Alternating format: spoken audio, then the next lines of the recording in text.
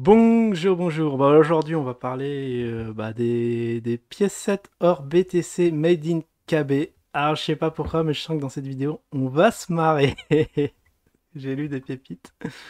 Alors, avant de commencer, Glouki, bah, il manque deux personnes, hein, deux personnes, et vous aurez votre météo du Glouki spécial, peut-être crash, on ne sait pas. Je sais pas du tout où ce qu'on en est.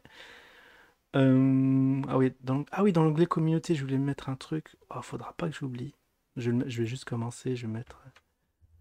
C'est à propos de la chaîne secondaire, je vais vous demander, parce que je vais la renommer, et je vais vous proposer des noms et vous allez voter.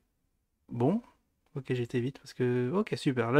Vraiment une introduction pour une fois, vraiment en speed, parce que je pense qu'il y a deux petits posts, un véritable régal là. Ouais, voilà, je trahis aucun secret, hein, ça, c'est des posts qui sont trouvables sur le net en public.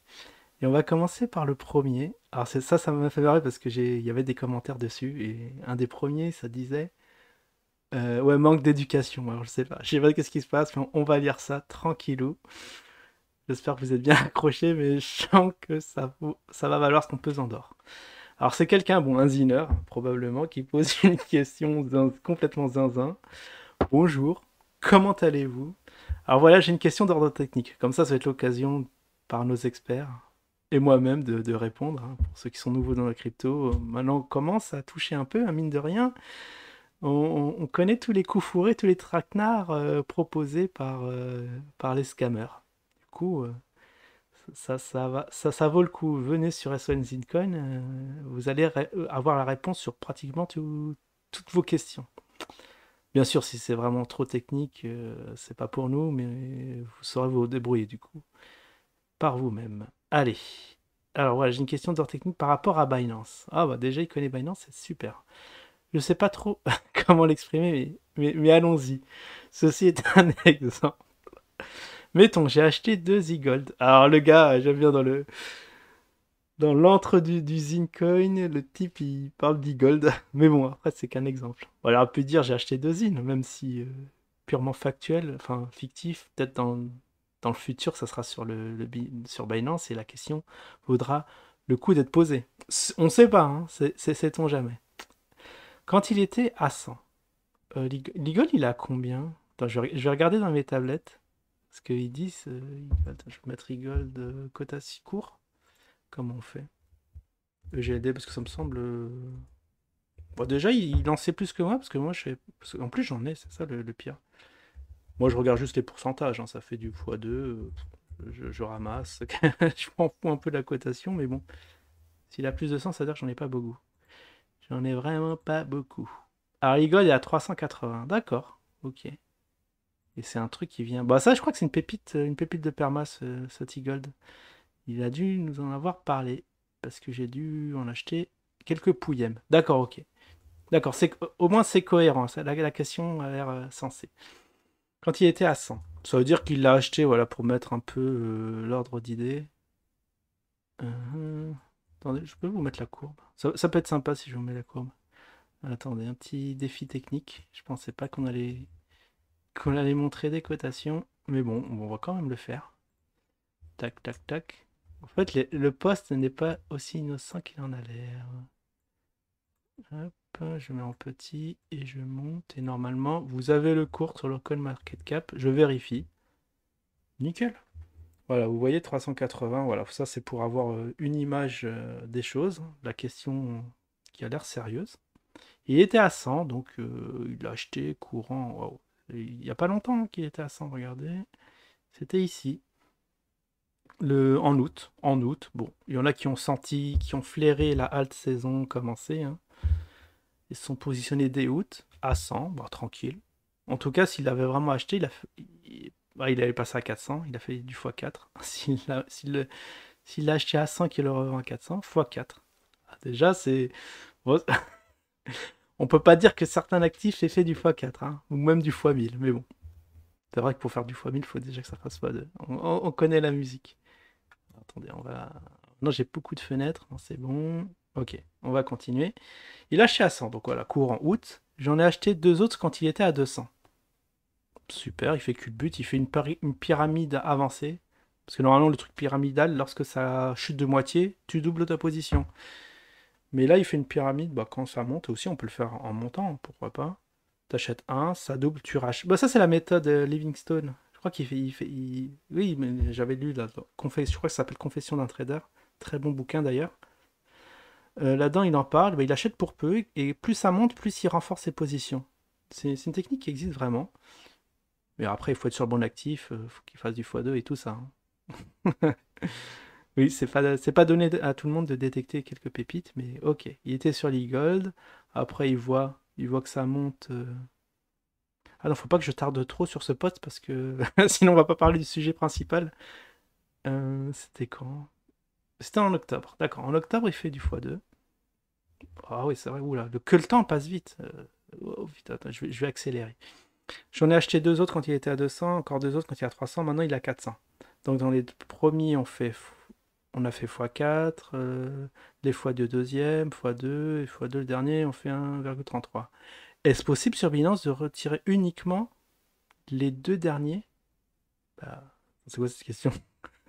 Donc avec le moins gros coefficient multiplicateur uniquement, les deux derniers que j'ai eu à 30, 300, et laisser grimper les autres, car dans le portefeuille stop, il est marqué un nombre eagle, mais pas le détail des ordres, comme sur eToro par exemple. Qu'est-ce que c'est que ça? Merci. Voilà, merci d'avance pour vos réponses, et bonne chance à tout le monde. Bah, je sais pas si le gars il est sur eToro, ça doit fonctionner de la même manière. Je sais pas, il a acheté une certaine quantité, il en a acheté 100, il en a acheté 2, après il en a acheté encore 2, je sais pas, il en a acheté 6. Après il les revend. Enfin, il revend les deux derniers. Attends, cette question elle a aucun sens. D'accord. Bah, le gars un peu à l'ouest. Enfin, je sais pas, on dirait qu'il s'y connaît un peu et il fout tout en l'air à la fin. Non, ok, bon, ok, voilà. Bon, c'est la question là. Enfin, je sais pas. Je sais pas, c'est niveau gamin de 2 ans. Qu'est-ce que c'est que ça?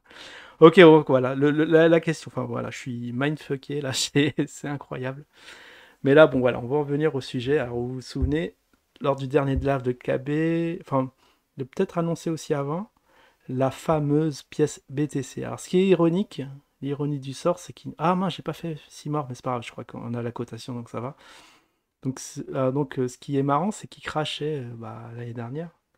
En tout cas, c'est sûr, en début 2019, il disait que le BTC c'était n'importe quoi, que ça avait faut que bah c'est bon, je vous refais pas un dessin, c'est une vieille techno, vieille blockchain et tout. Ça avait vocation à être dépassé, notamment par le Zine. Maintenant, il en fait la promotion et même une pièce d'or dédiée au BTC. Alors si Satoshi était, alors je sais pas s'il est mouru ou pas, mais si c'est le cas, il se retournerait dans sa tombe parce que c'est un truc de c'est incroyable. Bon, ok, qu'ils fassent des pièces d'or sur le zinzin, mais sur le BTC, qu'est-ce que c'est que ces histoires?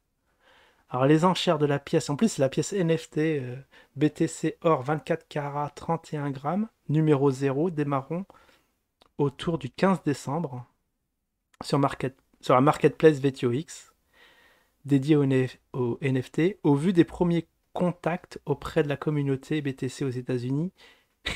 de- elle devrait partir à un prix supérieur à 20K. C'est ça qui m'a hérissé tous les poils du corps.